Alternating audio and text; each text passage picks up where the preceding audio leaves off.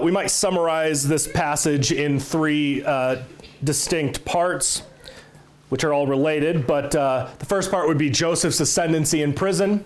The second part would be his interpretation of the dreams of the chief butler and the chief baker. And then the third part would be the fulfillment, of those dreams.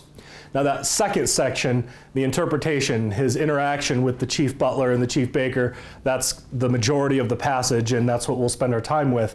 But first, I want to kind of go over the bigger picture, make a few big picture observations, and then we can zoom in on the particulars.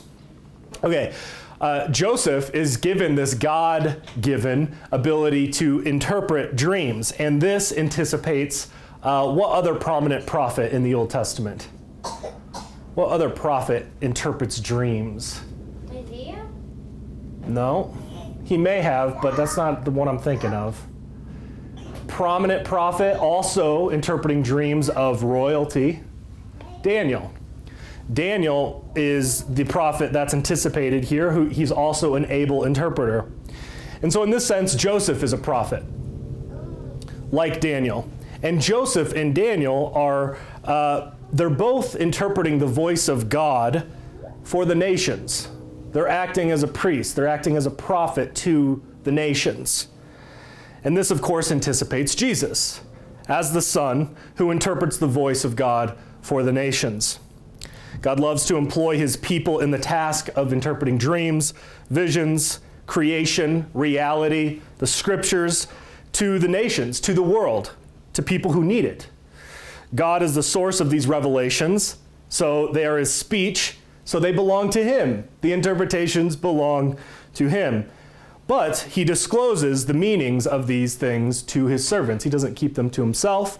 He gives them the meaning to his servants, like Joseph. Okay, the chief baker and the chief cupbearer, they're in prison, and this is perhaps a preliminary or perhaps a foreshadowing of some of the problems that Egypt is going to face with the food shortages. There's problems with the food and the drink. And these foreshadowings are bigger than mere food and drink, but they point to something bigger. It points to the fact that Pharaoh needs better men in his court. The author tells us that they sinned against Pharaoh. That they offended him. And that's kind of a tough translation. I think our translation says offended, because in our day, offended doesn't necessarily mean that somebody sinned against you. It could just mean that you took offense. But they sinned against Pharaoh. So they're guilty. So Pharaoh is in need of better men. He's in need of, these men they're his wise men, they're his counselors, they're his advisors. And in essence, Pharaoh is in need of better gods. And Pharaoh's gods are failing him, as we'll see with the shortage, the food shortage. So he needs better men, he needs better gods, and he's looking for those things we could say he's looking for better wine, he's looking for better bread. And Joseph anticipates the better. He anticipates the better God, Yahweh God, and Joseph himself is a type of the better God. He's a type of the God to come, the Son of God, who will also bring better wine and better bread. The entire episode typifies what Jesus is going to do for the foreigners, for the world. It's a type of Calvary. It's Calvary in shadow once again. And one of the most prominent aspects of this are, if Joseph is a type of Christ, who is next to him? Who are the two people that are next to him in this episode? It's two criminals. He's got two criminals right next to him. At Calvary, there are two criminals alongside Jesus. Here and at Calvary, one criminal is lifted up and the other is judged. Here, the cupbearer is restored to his place by the king. At Calvary, Jesus says to one of the criminals, "Today you will be with me in paradise." Here, Joseph asks the criminal to remember him. At Calvary, the criminal asks Jesus to remember him. The criminal in our passage forgets about Joseph, but Jesus remembers the criminal. However, the cupbearer does remember Joseph in the 3rd year, and we'll get into that, but this is also something that just supplements a resurrection motif. Excuse me, the criminal is lifted up on the 3rd day, and then he remembers Joseph in the 3rd year. We start seeing resurrection 3rd day, 3 numbers which suggest the resurrection. So the criminal is raised on the 3rd day. Jesus is raised out of the grave on the 3rd day. And then lastly, the baker. The baker is hung on a tree, and Jesus is hung on a tree. And in the baker's dream, what does the bread represent? Flesh. The bread represents flesh, and Jesus offers his flesh as bread. So the shadow of the better God looms large in this prison exchange. So yeah, that's kind of the bigger picture. So let's kind of move into the end of chapter 39 there. Remember, right prior to this, Potiphar's angry, most likely with his wife for what she's done. And Potiphar's most likely protecting Joseph from more devastating consequences by putting him in prison rather than execution. And it's not just any prison, it's the king's prison, or literally it's called the roundhouse. And we've seen these. There's archaeological digs in Egypt where we see these roundhouses. It's the king's prison. It's a white collar prison. It's where corporate and political criminals go. Guys like Bernie Madoff and Rod Blagojevich. That's what this prison is like. And at this point, Joseph's story recycles. It repeats. On the old Nintendo systems, you could hit reset, and then it just restarts. And I guess we have this in our computers and even on our phones. You can reset it. And it's not this blank reset that starts over from scratch. It's kind of like restarting in a more amplified way. And what I mean by that is we see Joseph unjustly thrown into the Dothan pit, and now he's in the prison pit. And he even refers to the prison as a pit. So I think this actually indicates that Joseph knows where he's at in the story. He knows that this is some kind of second. It's a 2. It's the second time he's going through this. In verse 15, when he's talking to the cupbearer, he says, "I've done nothing here that they should put me into the dungeon." Unfortunately, the New King James says it as dungeon, but it's the exact same word as pit when he's in Dothan. So it's a round house, and he says, "I'm in this pit."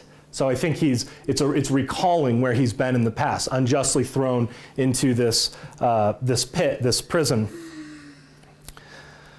But it's a little bit different. It's worth reflecting on because the story has similar aspects, but it's different. And however long he was in the Dothan pit, maybe a day, maybe 2 days, we're not told, but he's in the prison for 2 years. So he's going through this same trial, unjustly put into some kind of prison for 2 years. And I think that, I know in my own life I've thought, well, I've gone through this particular kind of trial. I have gleaned the benefits of this type of sanctification, and I've come out successful. God has made me a better Christian. Thank goodness I don't have to do that again. And then boom, I have to do the exact same thing again, and it's even worse. And I think that there's a similar thing going on here with Joseph.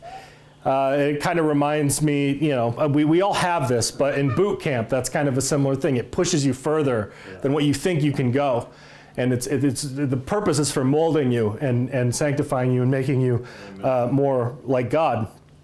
And what we see with Joseph is that he doesn't despair. He doesn't become bitter. He isn't brooding over the injustices of it all. He's loyal to God, even though by the carnal mind who's observing, it may not seem that God's being loyal to him, even though he is.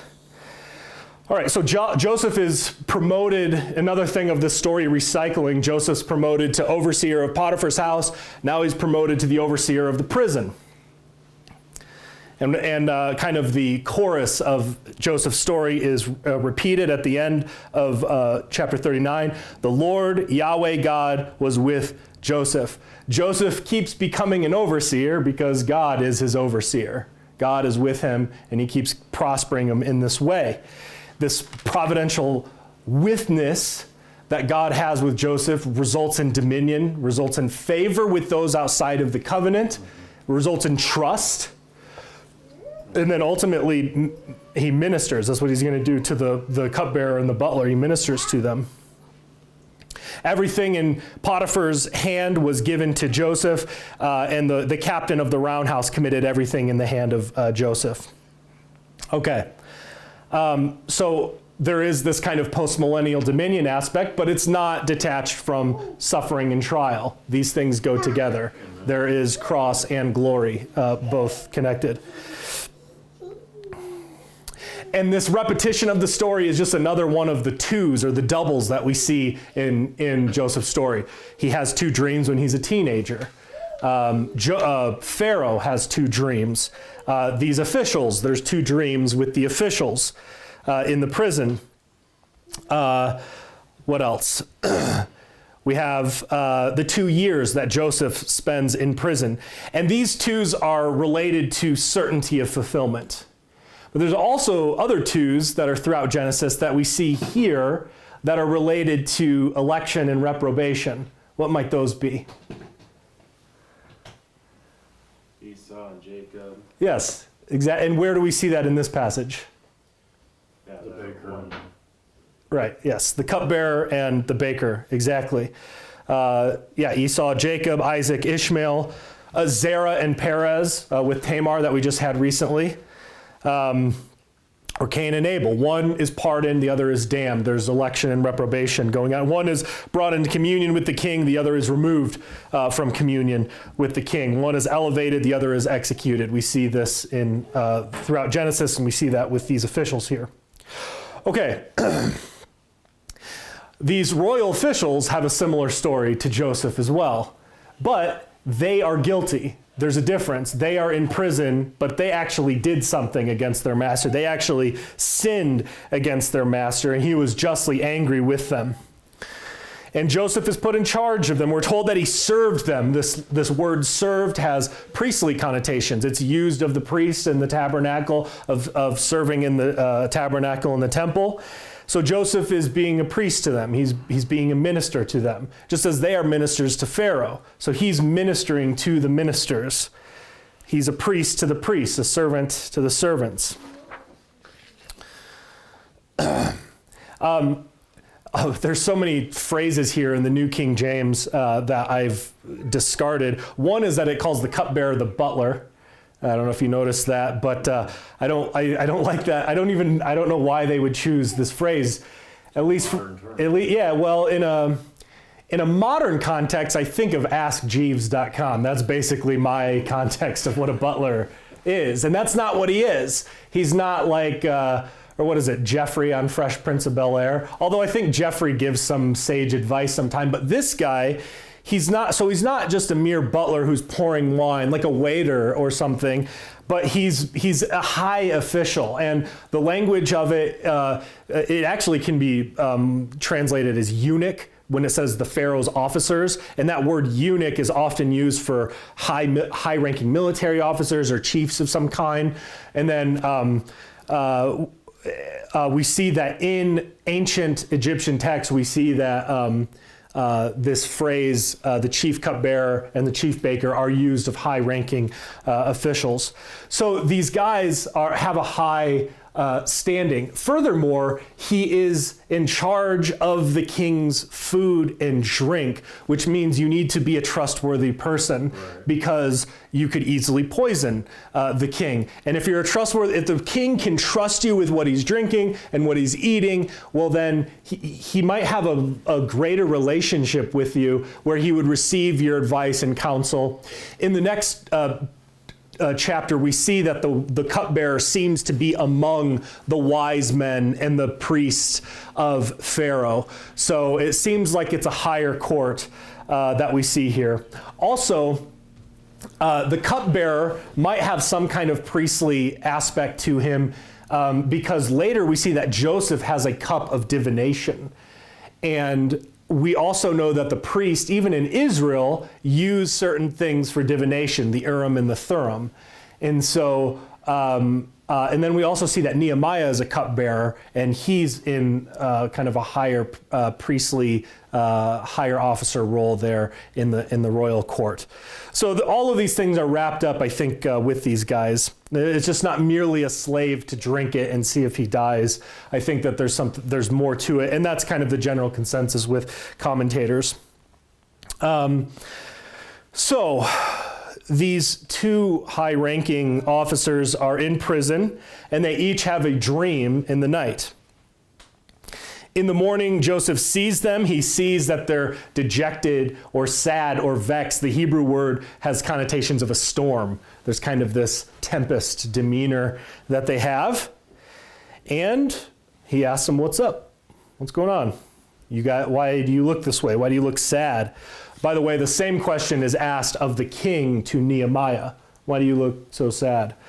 But here, Joseph shows compassion. He shows tenderness. He's thinking of those outside of himself when he had every reason to go internal, to be self-involved, to be caustic and severe, because people were caustic and severe with him. But he doesn't do that.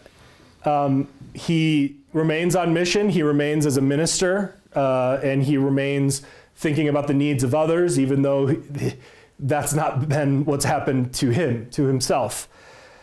So they answer and they say to Joseph, "Yeah, we've each had a dream, and there's no one to interpret the dreams." Perhaps this is a comment on their unbelief. Perhaps it's a comment of the fact that they've been withdrawn from the royal court, so they don't have the wise men and the prophets to interpret it for them. We're not totally sure, but they just think there's no way to interpret. Joseph deflects glory from himself. He says, "Don't the interpretations belong to God? Tell me your dreams." So he's not building himself up, but he knows that God's given him this ability to interpret, and the cupbearer at least does. And this might be something of an indicator of the cupbearer's vulnerability or his humility. He's been punished. Oftentimes punishments bring about humility, and we see that with him sharing the dream. He willingly offers the dream to Joseph. And in this dream, there's a vine, and it has 3 branches.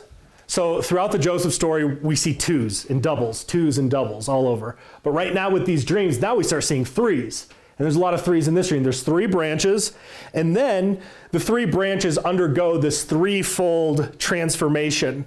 There's a budding, there's a blossoming, and there's a bringing forth of these grapes, ripe grapes. And then there's this 3-fold process of, he has the Pharaoh's cup in his hand, he takes, he presses, and then he places the cup in Pharaoh's hand. And so there's these 3s all over the place. And these might indicate the constituent parts of what the cupbearer did as overseeing, taking, pressing, placing, which would have been more involved of harvesting the grapes and fermenting them and actually putting them in the cup and in the Pharaoh's hand.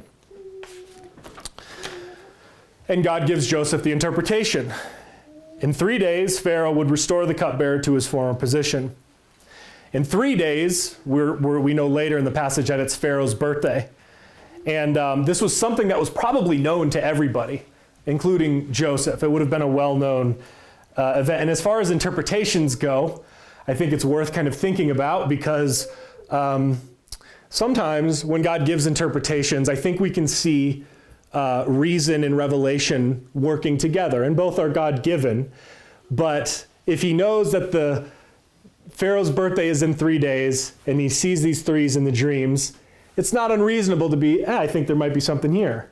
But it's still God-given. But I just bring this up because it's different than, say, kind of the alien revelation that's given to Daniel when the king's like, "No, you tell me the dream that I had and then interpret it." So that there's no kind of discursive processes in that.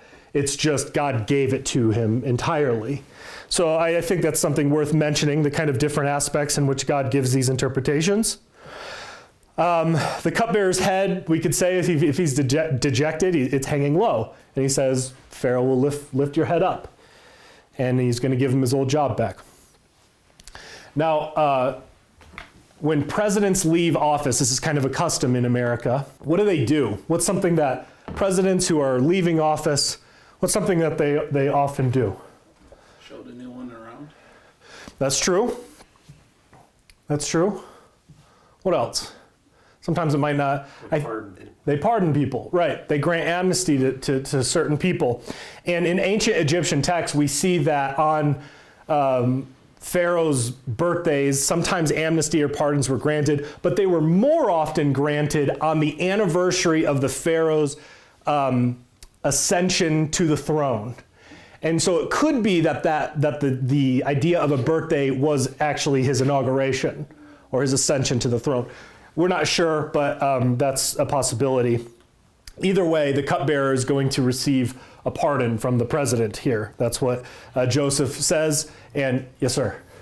So we see the language when they say, to which angel is, as God said, today I've begotten you. Like that's language from ascending to the throne. Okay. That was connected with the divine right of kings. Oh. Like today God has begotten you. So that's where the whole birthday connected. Oh, wow. I didn't know that. What? Okay, man. That's awesome. Well, that just supplements that reading then, doesn't it? That's great.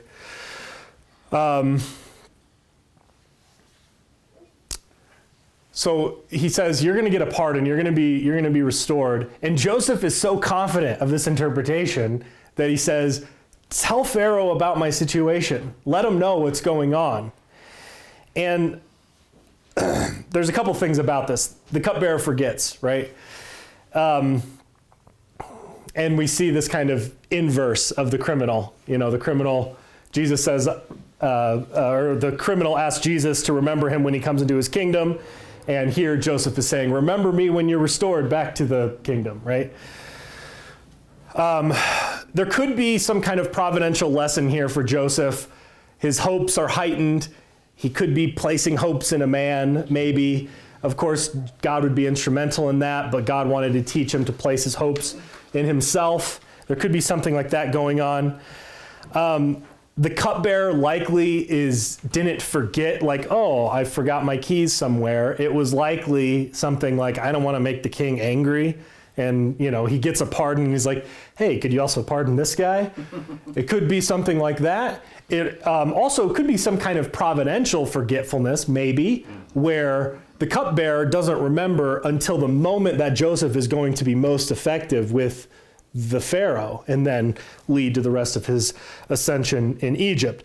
We're not totally sure, but those are possibilities that have been thrown out. And then notice the way that Joseph describes the situation. When he brings up, he's like, I've been unjustly thrown into the prison. He's not stewing on Potiphar's wife. He doesn't even mention her. He doesn't mention his brothers. He's very careful to essentially make sure that his innocence is known, but there's not this kind of root of bitterness that you can sense in his describing of a situation. Matthew Henry makes a great comment here along these lines of Joseph isn't hateful of those who've done wrong to him. And Matthew Henry says this. He says, when we are called to vindicate ourselves, we should carefully avoid, as much as may be, speaking ill of others. Let us be content to prove ourselves innocent and not be found upbraiding others with their guilt. I think that's a good example here that Joseph is giving us, as he had every reason to upbraid these people. They were absolutely guilty. But he's occupied with giving God glory. He's occupied with the mission in front of him. And then he doesn't make any bones about declaring his own innocence in the situation. Okay, so we move on to the baker. The cupbearer receives good news. And so then the baker decides to share his dream. It's almost as if he's like, hey, I want to hear some good news too. This is the dream I had. What do you think of this, huh? It's kind of we might even see a little bit of the kind of blaspheming criminal by Jesus. What does he say? He says, if you're really the Son of God, why don't you save yourself and save us? You see, he's really in it for himself. There's this kind of baseness that he has. And you see a little bit of that with the baker here. So he shares his dream. And again, this is where I would depart from the New King James. The New King James says 3 white baskets, but it could also be translated as white bread. And I think that that's what it is, because the ancient Egyptian world were master bakers. They knew how to use leaven, and it's possible that these officials actually guarded the process of making really good leavened bread from other places, because everywhere else in the ancient world it was kind of nasty, more dry. They did have leaven, but they weren't masters with yeast, and so it's possible that this white bread were some kind of pastries or donuts or something really delicious, something that the king really liked for his birthday, right? So I take it as it's white bread rather than white baskets. And again, 3. And Joseph interprets this the same way. 3 days. 3 days. He keeps it. He keeps that. That's in continuity with the cupbearer. And then there's this other aspect. So there's 3 baskets, white bread, and then what's the third aspect? The birds. And they're eating the bread. Now, where else have we seen birds eating things in Genesis that Joseph may have known about? Abraham? That's right. Where? Was the altar? It's not at the altar. It's kind of an altar. It's a covenant. He's making covenant with God in Genesis 15, and he cuts the animals in 2. And he has to chase them away. That's right. Birds come down, they start eating the sacrifice. Yeah. There's another place where we can infer this from the text. This would have been an ancestor of Abraham. Noah sending out the raven. And that likely, it's kind of an enigmatic passage, but it's likely the raven had something to do with the raven eating the carcasses, eating the flesh. So it could, again, kind of reason in our own knowledge, working in conjunction with God's illumination. He's like, oh, I know what these birds of prey eating things is. It's eating flesh. You're going to get eaten. And so it could be that Joseph learns his symbolism. He would have known these things. He would have learned this symbolism from his fathers. So the baker's going to die. He's going to be sacrificed. He's going to be the bloated dead body at the flood. He's going to be the cut in 2 carcasses of Genesis 15. He's going to die, and there's going to be birds that are going to eat him. So Joseph tells the baker the same thing he told the cupbearer, but it's almost a play on words. 3 days, in 3 days, Pharaoh is going to lift off your head. Lift up your head, but it's in a different sense. It could be that Joseph means this as a kind of a double entendre. He's going to kill you. He's going to actually cut your head off. That could be a possibility. I actually don't think that he has his head cut off. He says, and he's going to hang you on a tree. Now, that presents problems. If you have your head cut off, how are you going to hang from a tree? Often we think of hanging from a tree like in the Wild West, like they're swinging from a noose. But what is happening here is most likely, we're almost confident it's not this, but it's being impaled on a tree. And this would have been done to prevent the person from having peace in the afterlife. So it's rather than being entombed like we see in museums and things like this. So it's a very humiliating death, and it's one which is supposed to curse them even in the afterlife, which we see in the law, curses everyone who hangs from a tree. So it's likely that he's going to be impaled on a tree, which of course has huge Christological implications and anticipations. And it's also worth noting that Joseph interprets the dream faithfully, even though it wasn't what the baker wanted to hear. Mm-hmm. So we see this in contrast to maybe more organizations, and this is not me dismissing these organizations wholesale, but it is a weakness that we see with places like YWAM or Hillsong or Bethel or places like Redding, California, where they're very open to the gifts, but when they end, it's an aspect of the prophetic that they don't really engage in, which is telling people tough things, which is denying that interpretations belong to God in certain ways. What do? What is prophecy? Alyssa, you've spent a lot of time in these places. What does prophecy look like in these places? Encouragement. These people have the gift of encouragement, and that's good. And oftentimes prophecies are encouraging, but not always. Oftentimes it's things that you don't want to hear. And that is what Joseph does here. He tells them something he doesn't want to hear. It's difficult for him. You're going to die.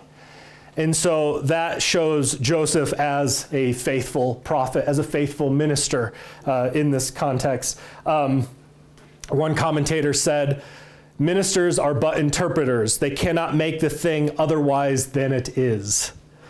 If therefore they deal faithfully and their message prove unpleasing, it is not their fault." All right, so we'll end here. 3 days go by, and the interpretations given to Joseph by God, they come to pass. The cupbearer is restored, the baker is executed, and this says something about dreams, if you think about it. These guys are outside of the covenant. They're not believers in Yahweh, and yet they're given prophetic dreams. Both of these dreams come to pass. Calvin, in his commentary on this, he says, most dreams ought to be forgotten. They don't mean anything. But he says some, however, are like prophecies. And that is what we see here with the cupbearer and the baker. Joseph's interpretations are fulfilled, vindicating him as a prophet, as a minister. And the cupbearer forgets about Joseph. And Joseph is left fruitless and waiting, like so many of his fathers before him. It's a theme that we see in Genesis. These men not receiving in the timing that they would think the things that God has promised or said to them. Psalm 13, "How long, O Lord, will you forget me forever?" But if we take this to its typological conclusion, we know that God doesn't leave Jesus in the grave. He doesn't leave his body in the grave to rot. He doesn't leave Joseph in prison to rot, but he pulls him out, he resurrects him, he brings him back. And so we see that there's suffering and waiting, and faithfulness is what our, the moral of the story, faithfulness in all of this is what we ought to take from it. God doesn't forsake Joseph, and the cupbearer's forgetfulness doesn't thwart God's plan for him. And we'll get into that next time. Let's pray. The interpretation belongs to the Lord because everything belongs to the Lord. It is the Lord who speaks, and it is the Lord who knows what his words mean. He knows what his creation is. We live in a confused world, a world filled with dejected and downcast men in prisons of their own making, men with their heads held low. So the charge is this: lift them up, lift up their heads. Speak to them as God's oracles. Interpret the world for them. Give them God's interpretation of his word, whether written on these pages, written on the mountains and the stars, or written in private revelations. Go therefore and speak God's interpretation to the imprisoned men. In the name of the Father, and the Son, and the Holy Spirit, go in peace to love and serve the Lord.